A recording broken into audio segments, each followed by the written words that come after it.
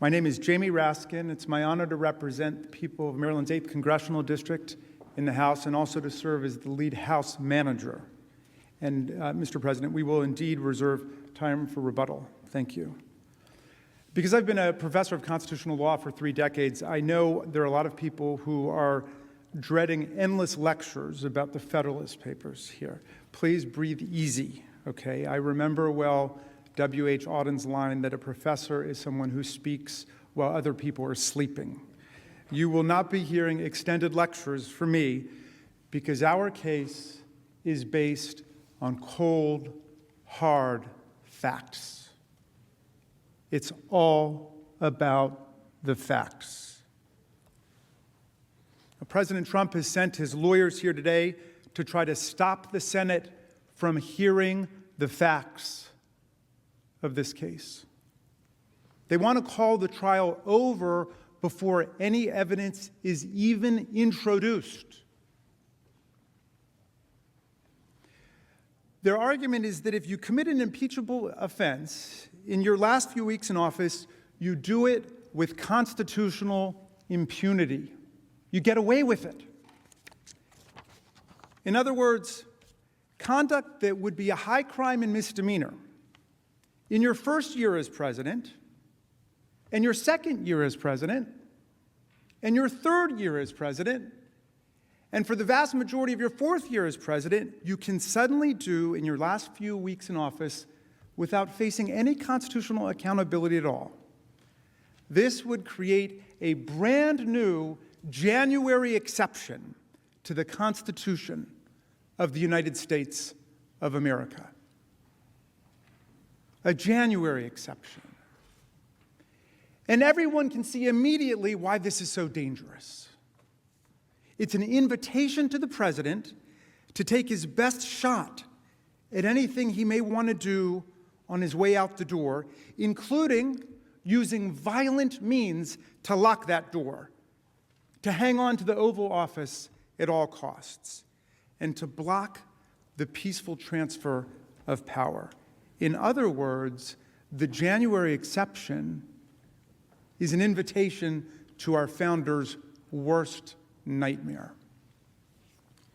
And if we buy this radical argument that President Trump's lawyers advance, we risk allowing January 6th to become our future. And what will that mean for America? Think about it. What will the January exception mean to future generations if you grant impeached by the U.S. House of Representatives on January 13th for doing that? You ask what a high crime and misdemeanor is under our Constitution? That's a high crime and misdemeanor. If that's not an impeachable offense, then there is no such thing. And if the president's arguments for a January exception are upheld, then even if everyone agrees that he's culpable for these events, even if the evidence proves, as we think it definitively does, that the president incited a violent insurrection on the day Congress met to finalize the presidential election, he would have you believe there is absolutely nothing the Senate can do about it. No trial, no facts. He wants you to decide that the Senate is powerless at that point. That can't be right. The transition of power is always the most dangerous moment for democracies. Every historian will tell you that. We just saw it in the most astonishing way. We lived through it. And you know what? The framers of our Constitution knew it. That's why they created a Constitution with an oath written into it that binds the president from his very first day in office until his very last day in office and every day in between. Under that Constitution and under that oath, the President of the United States is forbidden to commit high crimes and misdemeanors against the people at any point that he's in office. Indeed, that's one specific reason the impeachment, conviction, and disqualification powers exist, to protect us against presidents who try to overrun the power of the people in their elections and replace the rule of law with the rule of mobs. These powers must apply even if the president commits his offenses in his final weeks in office. In fact, that's precisely when we need them the most, because that's when elections get attacked. Everything that we know about the language of the Constitution, the framers' original understanding and intent, prior Senate practice, and common sense confirms this rule. Let's start with the text of the Constitution, which in Article 1, Section 2 gives the House the sole power of impeachment when the president commits high crimes and misdemeanors. We exercised that power on January 13th. The president, it is undisputed, committed his offense while he was president. And it is undisputed that we impeached him while he was president. There can be no doubt that this is a valid and legitimate impeachment. And there can be no doubt that the Senate has the power to try this impeachment. We know this because Article 1, Section 3 gives the Senate the sole power to try all impeachments. The Senate has the power, the sole power, to try all impeachments. All means all, and there are no exceptions to the rule.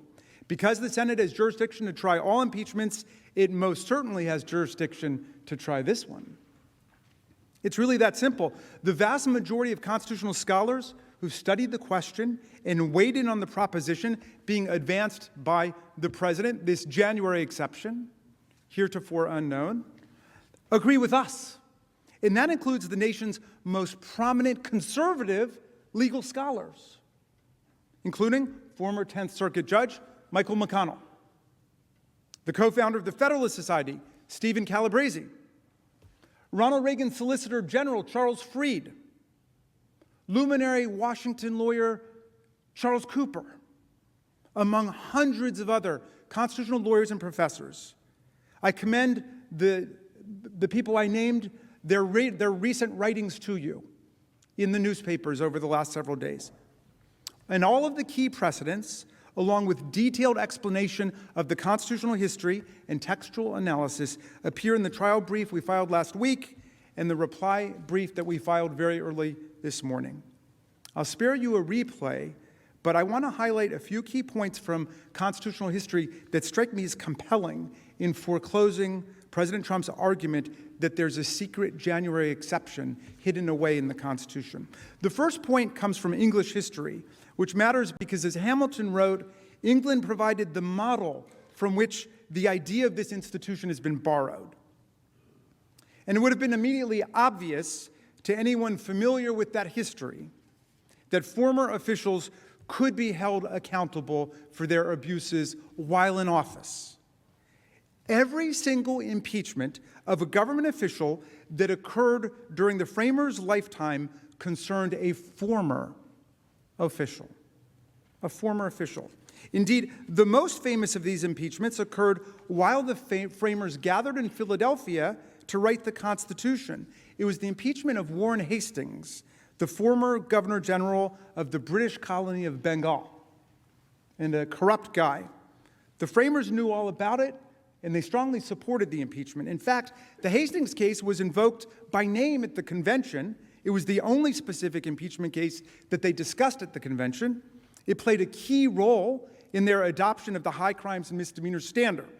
And even though everyone there surely knew that Hastings had left office 2 years before his impeachment trial began, not a single framer, not one, raised a concern when Virginian George Mason held up the Hastings impeachment as a model for us in the writing of our Constitution. The early state constitutions supported the idea too. Every single state constitution in the 1780s either specifically said that former officials could be impeached or were entirely consistent with the idea.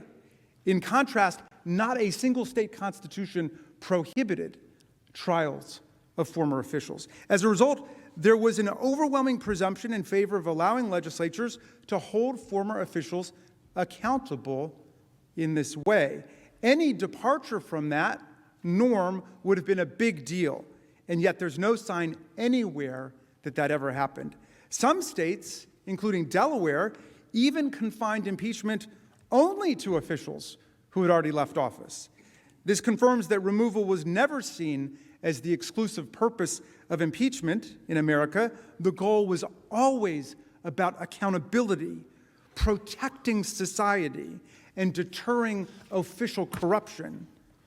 Delaware matters for another reason. Writing about impeachment in the Federalist Papers, Hamilton explained that the President of America would stand upon no better ground than a governor of New York and upon worse ground than the governors of Maryland and Delaware. He thus emphasized that the president is even more accountable than officials in Delaware, where, as I noted, the Constitution clearly allowed impeachment of former officials.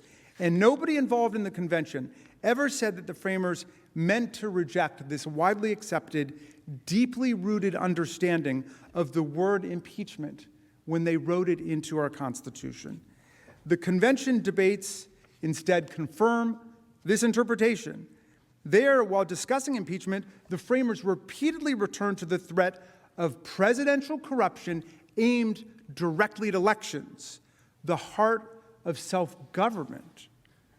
Almost perfectly anticipating President Trump, William Davey of North Carolina explained impeachment was for a president who spared, quote, no effort or means whatever to get himself reelected. Hamilton in Federalist I said the greatest danger to republics and the liberties of the people comes from political opportunists who begin as demagogues and end as tyrants, and the people who are encouraged to follow them. President Trump may not know a lot about the framers, but they certainly knew a lot about him. Given the framers' intense focus on danger to elections and the peaceful transfer of power, it is inconceivable that they designed impeachment to be a dead letter in the president's final days in office, when opportunities to interfere with the peaceful transfer of power would be most tempting and most dangerous, as we just saw. Thus, as a matter of history and original understanding, there is no merit to President Trump's claim that he can incite an insurrection and then insist weeks later that the Senate lacks the power to even hear evidence at a trial, to even hold a trial. The true rule was stated by former President John Quincy Adams when he categorically declared,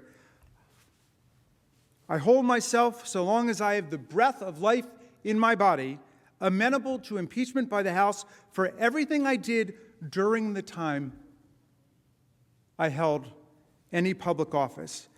When he comes up in a minute, my colleague, Mr. Neguse of Colorado, will further pursue the relevant Senate precedents and explain why this body's practice has been supported by the text of the Constitution. And Mr. Cicilline of Rhode Island will then respond to the fallacies presented by the President's counsel.